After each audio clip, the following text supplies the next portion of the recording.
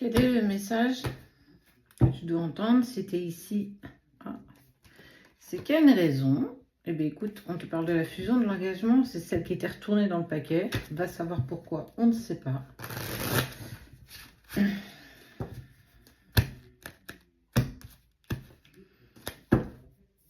On parle du sceau de Salomon.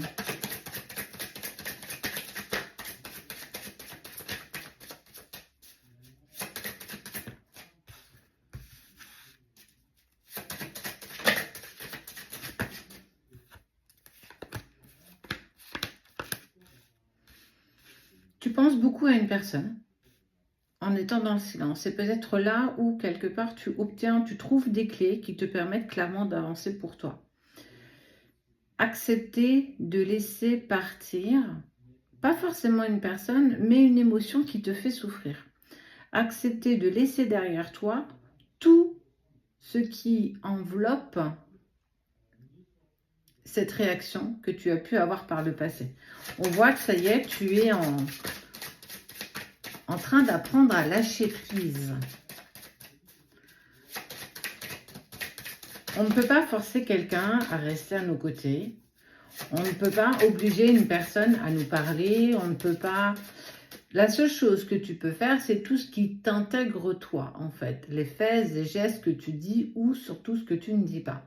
Mais tu ne peux pas forcer une personne à rester dans ta vie. Tu ne peux pas forcer une personne à te parler. Et on voit que tu es en train justement d'accepter en douceur, justement, le fait qu'il ne communique pas, il reste dans le silence. Tu commences tranquillement à lâcher le lien. On n'oublie pas que la première carte qui était à l'envers était l'engagement, la fusion. Et la deuxième était le sceau de Salomon qui protège le lien entre deux personnes.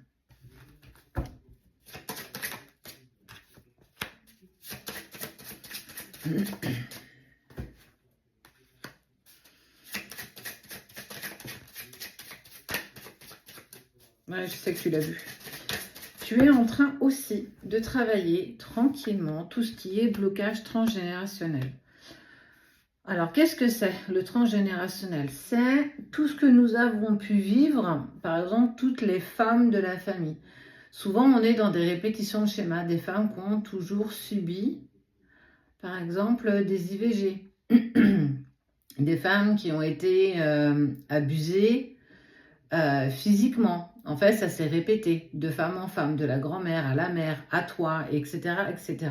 C'est aussi des secrets de polichinelle. C'est aller trouver ce qui n'est pas en accord, en tout cas ce qui est déséquilibré dans la famille, pour que tu puisses le débloquer afin que tes enfants n'aient plus à le faire. C'est surtout gagner toi en légèreté. Et on voit que c'est un petit peu vers quoi on t'amène là ces derniers temps, à aller travailler vers le transgénérationnel. Et tu acceptes d'être dans le silence, d'être dans la non-communication par rapport à une ancienne situation. Ce qui amène, c'est incroyable quand on prend conscience que quand tu mets en place, en fait quand tu es focus sur toi, véritablement sans arrière-pensée, sans te dire oui je le fais pour moi mais 90% pour l'autre, ça ne fonctionne pas. Mais quand tu le fais véritablement, quand tu lâches prise, quand tu n'envoies pas de message, quand tu restes à ta place, eh bien l'autre te contacte. Il t'envoie un message, ou il t'appelle, ou il t'invite. Quand tu es dans le lâcher-prise et pas dans l'ego, il est happé à te contacter, à t'envoyer un message. Ça se vérifie, quelle que soit la relation. Plus tu vas mettre de pression à la personne, moins elle sera poussée et moins elle aura envie d'entrer en contact avec toi. En acceptant le silence, tu permets à l'autre, en fait, de pouvoir aller vers toi comme bon lui semble, à sa guise. Alors, ça ne veut pas dire accepter n'importe quoi. Ça veut dire que plus tu lâches prise, plus tu es en accord avec ça, plus c'est facile pour l'autre de revenir vers toi. Parce que justement, il est happé à revenir vers toi. Le jumeau, l'adversité, la réussite. Tu es en train, pour moi, de capter le fait que je suis dans l'ego, j'ai envie de contacter parce que j'ai besoin d'être assuré, il ne te répond pas. Et dans les moments où clairement tu n'attends pas de message, tu avances pour toi, tu vis ta vie, eh bien, il arrive et il te contacte. Une personne vous a séparé, on voit l'adversité qui est ici.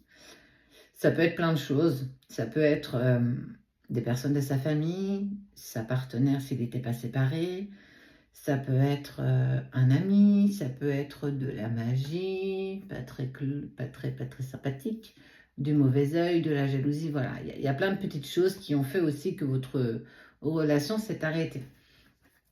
Mais ça n'empêche en rien justement à cette personne de te contacter avec le temps. En fait, cette carte, elle est hyper importante parce qu'on voit qu'il y a plein de choses autour de lui, ça bouge beaucoup. Il ne sait pas trop dans quelle direction aller. En fait, il est vraiment happé par ses pensées, par pas mal de petites choses en ce moment. Mais regarde, il va prendre en fait une position qui est plutôt assez rigide. Il va prendre une décision. Ça prend le temps, parce qu'en fait, on voit bien la carte du temps qui est ici. Ça va prendre du temps, mais ce qui est sûr, c'est qu'il prend une position, il prend une décision. Il assume enfin ses actes. Est-ce que c'est la séparation avec la tierce? Est-ce que c'est le fait d'assumer pleinement le fait de te contacter à nouveau? En tout cas, il fait un bond en avant. Il a fallu du temps. Pourquoi il a fallu du temps? Parce qu'il a fallu que tu comprennes et que tu acceptes que c'est en étant justement dans le silence que tu permets à l'autre d'avancer et que tu te permets aussi d'avancer. C'est pas en restant en statu quo, en faisant de la procrastination, les fesses dans ton canapé, c'est une image, hein, que les choses se mettent en place. Clairement pas. Plus tu seras acteur de ta vie, actrice de ta vie, tu vas créer, tu vas modifier certains aspects, plus tu vas pousser l'autre aussi justement à prendre des décisions. Et c'est clairement ce qui arrive, qui est presque, j'ai envie de te dire, imminent. C'est peut-être d'ailleurs même pour ça qu'il va te contacter. C'est peut-être même pour ça qu'il va te contacter pour te dire, voilà, écoute, j'ai mis des choses en place, je ne sais pas si tu veux l'entendre ou pas, mais ça y est. Donc, ça a quand même la valeur d'être dit, mais surtout de voir que parce que tu avances pour toi, tu chemines ici, plus l'autre avance. Mais ça veut dire que tu le fais tellement avec sincérité que du coup, l'autre est poussé aussi. En fait, ce qu'il faut savoir, c'est que quand j'étais en travail, je poussais inconsciemment mon autre à se mettre en action. En fait, il était tellement déstabilisé émotionnellement qu'il ne comprenait pas que il a dû s'apercevoir que ce qu'il faisait n'était pas en accord avec lui. C'est pas là qu'il est heureux, c'est pas là qu'il était bien en fait. Même si pour le coup, j'ai avancé de mon côté, il avançait du sien. Parce que je mettais en place pour moi. Vous êtes des vases communicants énergétiquement. Donc forcément, tout ce que tu fais a un impact sur l'autre, tout ce que l'autre fait a un impact sur toi. Donc sois fière enfin d'avancer pour toi, d'être créatrice de ta vie, parce que ça permet à l'autre de faire tellement de choses, mais surtout de prendre conscience et d'accepter ce qu'il ressent pour toi.